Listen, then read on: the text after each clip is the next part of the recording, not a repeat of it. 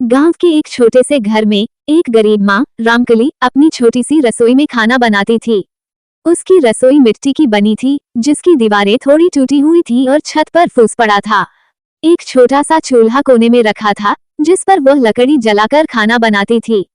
रसोई में बस कुछ पुराने बर्तन थे, एक कढ़ाई, एक पतीला और कुछ थालियां। रामकली हर दिन सुबह उठकर सबसे पहले अपनी रसोई को साफ करती। फिर वह पास के कुएं से पानी भरकर लाती और चूल्हे पर दाल या सब्जी चढ़ाने की तैयारी करती। उसके पास ज्यादा सामग्री नहीं होती थी, लेकिन वह अपनी मेहनत और प्यार से साधारण सी चीजों को भी स्वादिष्ट बना देती थी। कभी कभी उसे सिर्फ सूखी रोटी और प्याज से ही गुजारा करना पड़ता था, लेकिन वह कभी शिकवा नहीं करती थी। गांव के कुछ अमीर लोग रामकली की रसोई को देखकर नाक सिकोड़ते थे। उन्हें लगता था कि इस गरीब माँ की रसोई का कोई मोल नहीं है। उनके घरों में बड़ी बड़ी आधुनिक रसोई थी, जिनमें हर तरह की सुख सुविधाएं मौजूद थीं। वे रामकली के चूल्हे के धुएं और मिट्टी की दीवारों का मजाक उड़ाते थे। एक दिन गांव में एक बड़ा त्योहार था। सभी अमीर घरों में तरह तरह के पकवान बन रहे थे। रामकली की रसोई में भी चहल पहल थी। उसने अपने छोटे से खेत से थोड़ी सब्जियां तोड़ी थी और कुछ आटा उधार लिया था। वह प्यार से अपने बच्चों के लिए हलवा और पूरी बना रही थी। तभी गांव के एक धनी व्यक्ति का बेटा खेलते खेलते रामकली की रसोई में आ गया। वहां की सादगी और चूल्हे की धीमी आंच को देखकर वह हैरान रह गया। रामकली ने उसे प्यार से बैठाया और गर्मागर्म हलवा परोसा। उस बच्चे ने ऐसा स्वादिष्ट हलवा पहले कभी नहीं खाया था। जब वो घर लौटा तो उसने अपनी माँ को उस हलवे के बारे में बताया। उसकी माँ को विश्वास नहीं हुआ कि इतनी साधारण रसोई में इतना स्वादिष्ट खाना बन सकता है। अगले दिन वह खुद रामकली की रसोई में गई। उसने देखा कि रामकली कितनी मेहनत और लगन से खाना बनाती है। उस दिन उसे एहसास हुआ कि रसोई की कीमत उसकी भव्यता या उसमें मौजूद सुविधाओं से नहीं होती, बल्कि उसमें बनने वाले भोजन और उसे बनाने वाले के प्यार से होती है। उस दिन के बाद गांव वालों का नजरिया बदल गया। वे अब रामकली की रसोई का सम्मान करने लगे। उन्हें समझ में आ गया था कि एक गरीब माँ की रसोई भी उतनी ही महत्वपूर्ण है जितनी किसी अमीर की, क्योंकि उसमें प्यार और मेहनत का स्वाद घुला होता है, जिसका कोई मोल नहीं। रामकली की छोटी सी रसोई सचमुच अनमोल थी।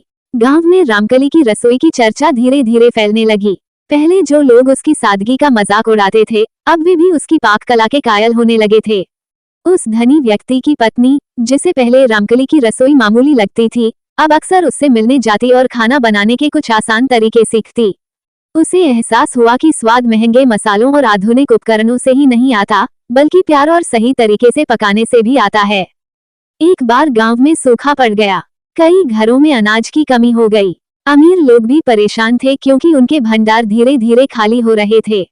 ऐसे मुश्किल समय में रामकली ने अपनी छोटी सी बची हुई जमा पूंजी से और कुछ लोगों से मदद मांगकर एक सामुदायिक रसोई शुरू की। उसकी मिट्टी की वही पुरानी रसोई अब पूरे गांव के भूखे लोगों के लिए भोजन बनाने का केंद्र बन गई। रामकली दिन रात मेहनत करती। वह जो भी थोड़ा बहुत अनाज और सब्जियां जुटा पाती, उससे स्वादिष्ट और पौष्टिक भोजन बनाती और गांव के हर जरूरतमंद तक पहुंचाती। उसकी रसोई में न कोई भेदभाव था, न कोई ऊंच नीच।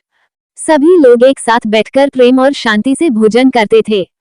अमीर घरों की बड़ी बड़ी आधुनिक रसोइयां उस समय खाली पड़ी थीं, जबकि रामकली की छोटी सी रसोई उम्मीद और जीवन का प्रतीक बन गई थी। गांव वालों को ये समझ में आ गया कि असली मूल्यवान वह नहीं है जो दिखता है, बल्कि वह है जो जरूरत के समय काम आता है और दूसरों की मदद करता है। जब सूखा खत्म हुआ और हालात सामान्य हुए, तो गांव वालों ने मिलकर रामकली की रसोई को थोड़ा और बेहतर बनाने का फैसला किया। उन्होंने उसे कुछ नए बर्तन और थोड़ी सी सामग्री भेंट की। रामकली ने उन सभी का आभार व्यक्त किया और अपनी रसोई को और भी प्यार से सजाया। उस दिन से गांव में एक नई परंपरा शुरू हुई। हर त्योहार और विशेष अवसर पर रामकली की रसोई में सभी मिलकर भोजन बनाते और खुशियां बांटते। वह छोटी सी मिट्टी की रसोई, जिसे कभी कम आंका गया था, अब गांव के लोगों के दिलों में एक खास जगह बना चुकी थी। ये रसोई सिर्फ भोजन बनाने की जगह नहीं थी, बल्कि यह एकता, प्रेम और मानवीयता का प्रतीक बन गई थी।